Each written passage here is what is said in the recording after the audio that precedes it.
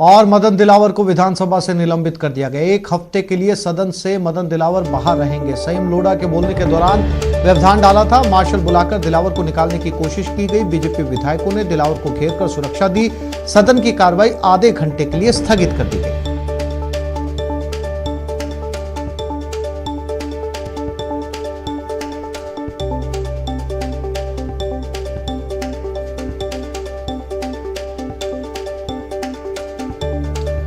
ये विधानसभा की तस्वीरें हैं जहां पर सीपी जोशी एक बार फिर से विधानसभा स्पीकर गुस्से में नजर आए क्योंकि संयम लोढ़ा बोल रहे थे और संयम लोढ़ा के बोलने के दौरान मदन दिलावर ने व्यवधान उत्पन्न करने की कोशिश की। मार्शल को बुलाया गया, बाहर निकलवाने की कोशिश की गई और उसके साथ ही बीजेपी विधायकों ने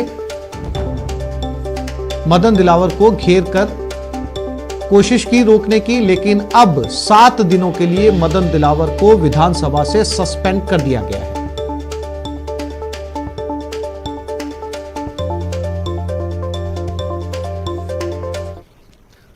प्रदेश में महिलाओं पर अत्याचार बढ़ रहे हैं, यह कहना है बीजेपी सांसद राज्यवर्धन सिंह राठौड़ का। राठौड़ ने कानून व्यवस्था को लेकर गहलोत सरकार पर कई हमले किए।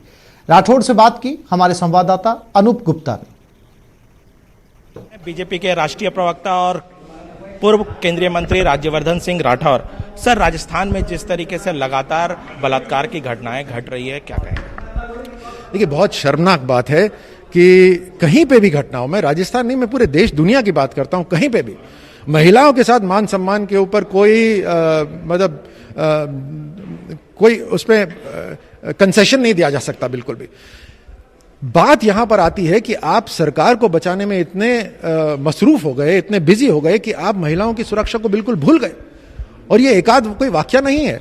और आपके जो लीडर हैं, कांग्रेस के जो लीडर हैं, वो अब किसी दूसरी जगह तो चले जाएंगे, लेकिन राजस्थान के अंदर जो एक के बाद एक घटनाएं हुई हैं, मैंने अभी प्रेस कॉन्फ्रेंस में आपको अनेकों घटनाएं एक के बाद एक कैलेंडर के रूप में मैंने आपको बता दी, और एक एक घटना घिनौनी घटना है। वहां पर रक्षक भी भक्षक बन गए हैं। आप अपनी दर्ज कराने जाओ तो आपके साथ वहां पर बलात्कार हो जाएगा। ऐसी घटना आपको सड़कों पर रोका जा रहा है, सड़कों पर रोककर आपके साथ दरिंदगी करी जा रही है। और एक के बाद एक दिन उसके लिए आपकी राहुल गांधी और प्रियंका गांधी ने एक शब्द नहीं बोला। क्या राजस्थान की महिलाएं महिलाएं नहीं है? क्या उनका मान सम्मान नहीं है? क्या राजस्थान में आपकी सरकार और आपकी जिम्मेदारी नहीं है? बिल्कुल है। आप यूपी में बोलते हैं, बोलिए, लेकिन आप ये दोहरा मापदंड मत रखिए।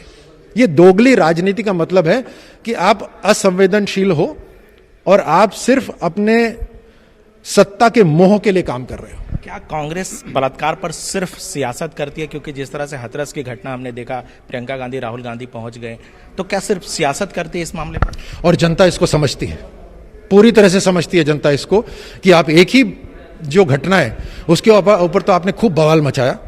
और मैं ये नहीं कह रहा कि गलत करा, सही है, अगर कहीं हो तो होना चाहिए, लेकिन आपके दोहरे मापदंड हैं, ये जनता को साफ दिखाई दे रहा है। सोनिया गांधी और प्रियंका गांधी दोनों महिला हैं, उसके बावजूद भी चुप्पी।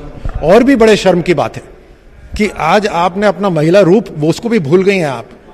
एक महिला के सामने क्या चुनौतियां रहती हैं, ये भी आप भूल गई हैं। एक महिला को 2 बार सोचना पड़ता है बाहर जाने के लिए। और राजस्थान की महिलाएं अब बिल्कुल पूरी तरह से असुरक्षित हैं, क्योंकि राजस्थान की सरकार उनकी सुरक्षा नहीं कर रही है। राजस्थान की सरकार के अंदर जो उनके कर्मचारी हैं, जो पुलिस हैं, वो उनके ऊपर भी भरोसा नहीं हो सकता, क्योंकि सरकार के ऊपर भरोसा नहीं है।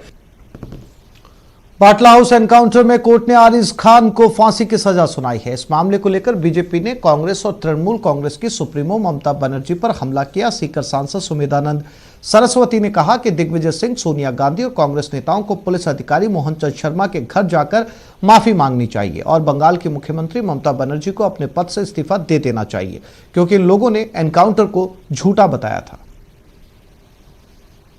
आज उन लोगों को उस पुलिस अधिकारी के घर जाकर के माफ़ी मांगनी चाहिए, दिग्विजय सिंह जी को, सोनिया गांधी को, कांग्रेस के लीडर्स को, जिन्होंने ये कहा था कि भाई ये एनकाउंटर झूठा है और इसको धार्मिक रूप देने की कोशिश की थी, मुस्लिम तुष्टीकरण की बात करते थे। ममता दीदी ने तो यहाँ तक कह दिया था मैं राजनीति छोड़ दूंगी। अब उसको रिजाइन करना चाहिए मुख्यमंत्री पद से। आज कोर्ट का फैसला है। यदि कांग्रेस तनिक भी कोर्ट में विश्वास रखती है तो एक ऐसी स्थिति में जब कोर्ट ने साफ साफ मौत की सजा सुनाई है, तो आज कांग्रेस के लोगों को माफी मांगनी चाहिए।